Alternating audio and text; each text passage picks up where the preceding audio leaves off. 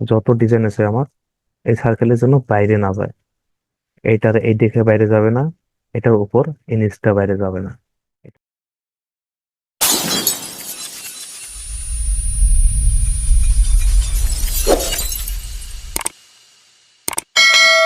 তো আজকে আমরা দেখব কিভাবে ইউটিউব চ্যানেলের ব্যানার সাইজটি নিব ফটোশপে, এবং কিভাবে ডিজাইনটি করতে হয়। এর আগে দেখিয়েছি কিভাবে 5 মিনিটে যে কোনো সোশ্যাল মিডিয়া ব্যানার তৈরি করতে হয়। তাহলে প্রথমে আমরা আমাদের ক্রোম ব্রাউজারটি ওপেন করব। এখানে এসে আমরা সার্চ করব ইউটিউব ব্যানার সাইজ। ওকে, এটা লেখার পর আমাদের এই সাইজটি দেখাবে। তো আমরা এই সাইজটি নিয়ে নেব। আমি সাইজটি নিয়ে নিলাম। ওকে, 2048 এটা আমি লিখবো এখানে। ফটোশপ ওপেন করার পর নিউ ফাইলে আসবো। নিউ ফাইল থেকে আমরা এখানে সাইজটি বসাই দিব। কত ছিল এখানে? ওকে, দিয়ে দিলাম। পরেরটা দিয়ে দিব।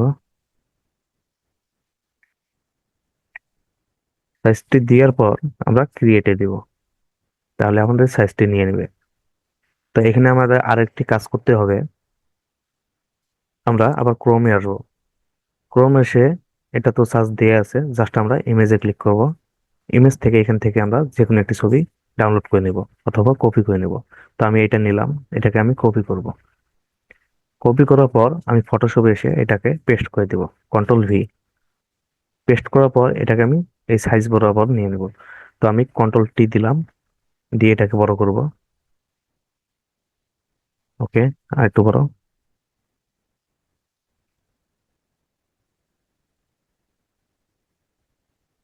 তো আমি এটা এরকম রাখলাম। রাখার পর এন্টারে দিব। এন্টার দিয়ে আমরা কিবোর্ডে কন্ট্রোল R যদি দেই, তাহলে এরকম একটি রোলার আসবে। তো এটা আসার পর আমরা জাস্ট এখানে একটি মাউস ক্লিক করে টেনে এখানে এই সাইজ বরাবর এটা রেখে দিব। দেওয়ার পর আরো একটা নিব, নিয়ে এইখানে দিব। ওকে, দেওয়ার পর এই সাইড থেকে এটা টেনে আনবো, এনে যে এইখানে রাখবো। তারপর আরো একটা নিব, এটা টেনে এখানে এসে ছেড়ে দিব। তাহলে আমাদের সাইজটি হয়ে গেল। তো এখন আমাদের এই ইমেজটির কোনো প্রয়োজন নেই। তো ইমেজটি আমরা ক্লিক করব, ক্লিক করে ডিলিটে দিব। ডিলিট হয়ে গেল। এখন আমাদের ডিজাইনটিতে ব্যাকগ্রাউন্ডটা কি থাকবে সেটা আমাদের এখানে বসা লাগবে। তো আমি দেখার খাতিরে যে কোনো একটি ব্যাকগ্রাউন্ড দিয়ে দেই। তো এটাকে আমি টেনে এনে এখানে ছেড়ে দিলাম। ওকে, দিয়ে আমি এই টিক চিহ্ন দিলে হবে অথবা এন্টার দিলেও হবে। তো এটা বসে গেল। একটু আমি বড় করে নিতে পারি। কন্ট্রোল T, একটু বড় করে নিই। নিয়ে এটাকে আমি মাঝ বরাবর রাখবো। ওকে, দিয়ে এন্টার দিলাম। এটাকে আমি লক করে রাখবো যেন আমার ডিজাইনটি করতে সুবিধা হয়। তো আমরা লেয়ারে ক্লিক করব। লেয়ারে ক্লিক করার পর এটাকে আমরা রাস্টারাইজ করে নেব। ওকে, রাস্টারাইজ করার পর এটা সিলেক্ট থাকা অবস্থায় এইখানে যে তালা দেখা যায়, এই তালাতে আমরা ক্লিক করব। তাহলে এটা লক হয়ে যাবে। এখন এটা টানলেও আর নড়বে না। তা আমাদের যত ডিজাইন আছে সব এর ভেতরে রাখা লাগবে। এই সার্কেলটির ভেতরে আমাদের সব ডিজাইন রাখা লাগবে। তো আমি যে কোনো একটি আনি, দেখে দেই। আপনারা আশা করি বুঝতে পারছেন। এই এইটুকু দেখেই আপনারা হয়তো ডিজাইনটি করতে পারবেন। তো আমি একটা ছবি টেনে আনি। ওকে, তা আমি একটু জুম করে নেব। এই ছবিটিকে ছোট করব। এই ছবিটিকে ছোট করব যেন এটা বাইরে না যায়, এটা যেন ভেতরেই থাকে। কারণ আমার যত ডিজাইন আছে সব ডিজাইন গুলোই এর ভেতরে থাকবে। যত ডিজাইন আছে আমার এই সার্কেলের জন্য বাইরে না যায়। এইটার এই দিকে বাইরে যাবে না, এটার উপর এই নিচটা বাইরে যাবে না। এটা আমাদের খেয়াল রাখতে হবে।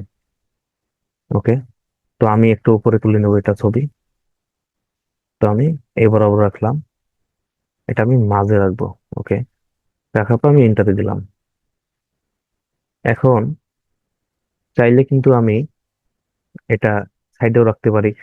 আমাদের ডিজাইনটি কি রকম ডিজাইন করলে কোন জায়গায় রাখলে ভালো হবে সেটা আমাদের আগে ভাবা চিন্তা করা লাগবে। এটা আমাদের দেখা লাগবে। তো আমি এটা মাঝ বরাবর রাখলাম। রাখার পর আমি অন্য কোনো ছবি আনবো। ওকে, এটা আমি এরকম রাখলাম। তো ছবিটি আমার দেখেন এখানে এই অংশটুকু আর এই অংশটুকু কিন্তু জেপিজি রয়ে গেছে, পিএনজি হয়নি। তো এইরকম যদি আপনাদের কোনো সমস্যা পড়ে, তাহলে আপনারা পেন টুলে আসবেন। পেন টুলে আসার আগে এখানে আপনারা এই লেয়ারটি রাস্টারাইজ করে নেবেন। ওকে, তারপর কন্ট্রোল জে দিয়ে একটি কপি করে নেবেন। কপি করার পর আমরা দ্বিতীয় লেয়ারটি আইবদ্ধ করে দেব। দেওয়ার পর প্রথম লেয়ারটি আমরা পেন টুলে আসবো। পেন টুল থেকে একটু জুম করে নিব, নিয়ে কোন অংশটুকু আমাদের জেপিজি রয়ে গেছে সেই অংশটুকু আমরা এইভাবে সিলেক্ট করব। তো আমি এটা এইরকম রাখলাম, এইরকম করলাম। তারপর এটাকে এইখানে লেগে দিলাম, এটা এইরকম করলাম। ওকে, এইখানে। তারপর আমি এইদিকে বাইর দিক দিয়ে এখানে এসে জয়েন করে দিলাম। দিয়ে যদি আমি কন্ট্রোল এন্টারে ক্লিক করি, তাহলে এরকম আসবে। তারপর আমি ডিলেটে ক্লিক করব, তাহলে আমাদের এই অংশটুকু ডিলেট হয়ে যাবে। দিয়ে যদি আমি কন্ট্রোল ডি দেই, তাহলে এটা চলে যাবে। ওকে, তো সেম ভাবে আমি এটাও করে নেব। ওকে, এখানে ক্লিক। তো আমি এটা এরকম রাখতে চাচ্ছি, তাহলে আমি এইভাবে এটা জয়েন করে দেবো। দিয়ে পাবো কন্ট্রোল এন্টার দিয়ে ডিলেট, তাহলে এটা আমাদের ডিলিট হয়ে যাবে। এখন আমাদের ছবিটির কাজ শেষ। তো আমি যে কোনো একটা ডিজাইন আনি আপনাদের এখানে দেখিয়ে দিব।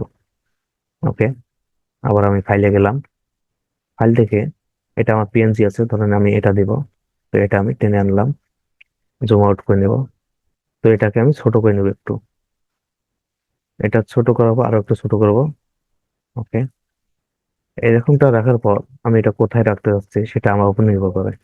যাই ডিজাইন করি না এর বাইরে যেন না যায়। তো আমি এটা একটু বড় করে নেব। তো এইরকমই রাখতে চাচ্ছি।